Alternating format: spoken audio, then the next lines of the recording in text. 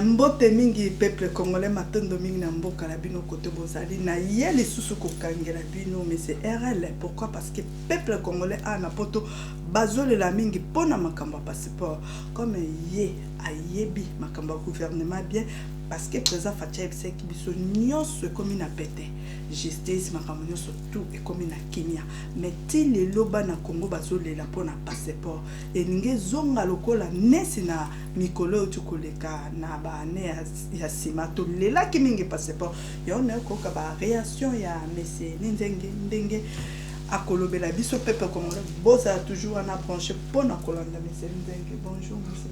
Bonjour maman Ngombe Nana.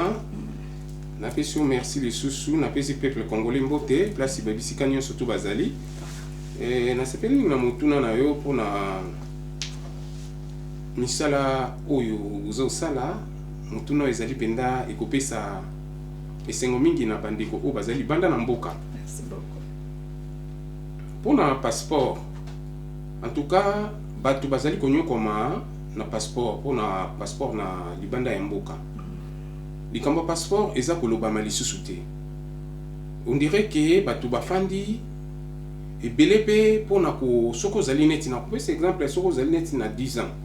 Oza na 10 ans pono zwa okende ko renouveler ba mikanda na yo. Okomona tango kei ba kopesa yo 3 mois. 3 mois pona o renouveler. Na yoki batu ebele baza koloba. Batu baza na ba kawa na baza koloba. Soko ok ba sur 3 mois après ba ko sur 3 mois ba retourner sur passeport soko zanango tandis que passeport batu et puis et ça na batu oyo ba somba passeport depuis longtemps batu wana gouvernement na biso ya mboka il fallait ba pesa batu wana passeport mais baza ko futsa bango lisusu passeport. Basa ko fout sa bango sur passeport. Donc et puis passeport angopé ezo monanate. Jusqu'à présent passeport ezo monanate. Bon, to kopé ça merci changement et continue mboka makamba passeport ezaki banda liboso bato aki ko souffrir makamba passeport. Alors mon konza mboka ye oya ye lelo papa Félix Tilombo alobaki ke makamba passeport ekozala léger. Alors les loyo ezaka ko continuer kaka ndengo wana ko continuer kaka ndengo wana alors toza ko senga na bakonzi gouvernement oyo ezali ko ya en place baluka vraiment ko stabiliser makambo ya passeport parce que awa na mboka o batu na libanda ya mboka batu baza ko souffrir eza batu baza ko sala so okay pona o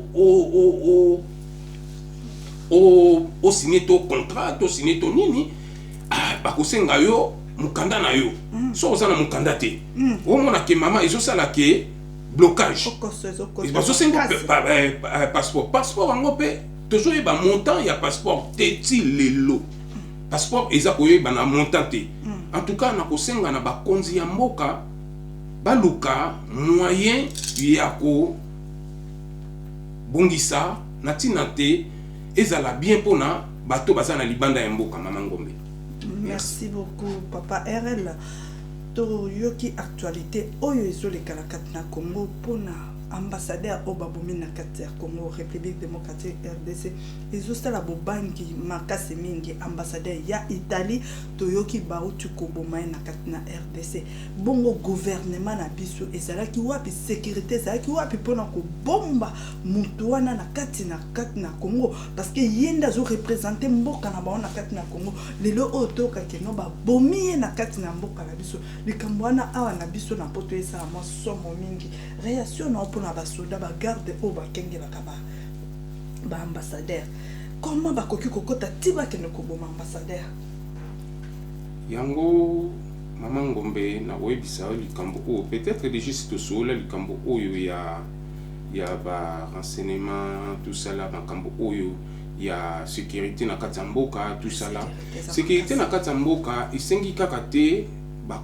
konzi ya mboka baza na sécurité ya mboka te esengi peuple na biso pe il faut bazala na bazala sécuriser na bango moko pe ngai na ofanda na mboko ya France lelo tango na moni likambo moko na libanda tobengaka police. Tobengi police to signaler police tala likambo oyo ezali boye tala likambo oyo ezali boye. Alors soki bango kuna pe makambo nyonso to ezoleka na mboka wana soki boza na bomoko te bokomona ba makambo bongo ekozala kaka. Même stabilité ekoti na kasi ya mboka wana bokozala kana ba makambo wana. Il faut siko peuple a aider bakonzi ya mboka.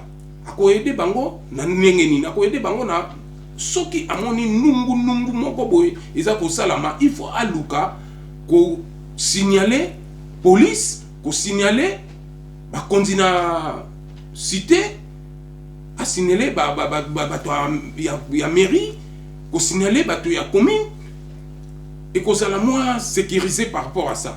Parce que ndenge makambo ezo koma eza ko bangisa bato o bazali na libanda ya mboka.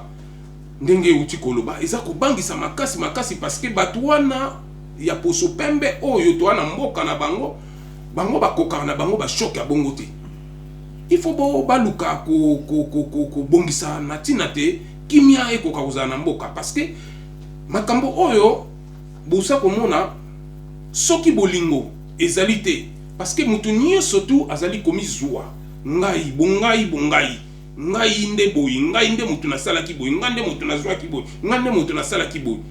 Lelo yo nalandi gouverneur alobi eloko moko tango azosala misala na ye na mboka azosala misala na ye malamu na kati ya mboka nalandi yango na moni. Et puis gouverneur alobi eloko moko alobi même na ngai oyo soki nga nasali mabe bakozwa ngai justice ekolanda ngai ndenge président la beton alobaki tout à fait que non ye akozala le côté justice nde moto ekosala misala na esika wana. Alors justice ezali nani?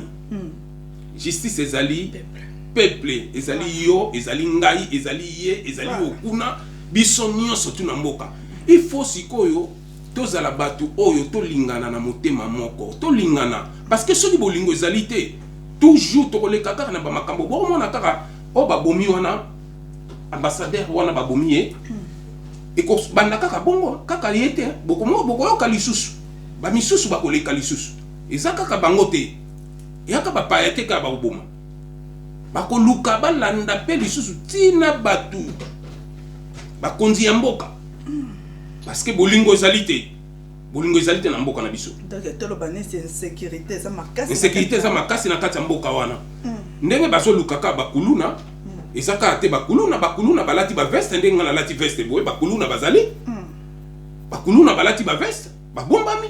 Makambo ezo leke ezali ka te bakuluna ezaka te banani bakuluna bafandi na bango na banzala na bango. Bino mutu na ba veste na bino bozo ya kokotsa makambo wana na bamutu bakuluna. Pone koma kabungo pona baboma kabatu bakuluna eza bato balati ba veste na kati na bango. Merci beaucoup papa RL. Merci na moni nazotika yo parce que ngonga na biseko kinga pe nazo atango langa ya kozonga na tikape papa RL atikana kina. Merci beaucoup boza malamu na mboka na bino na moni natiki papa RL. Au revoir papa. Au revoir, merci.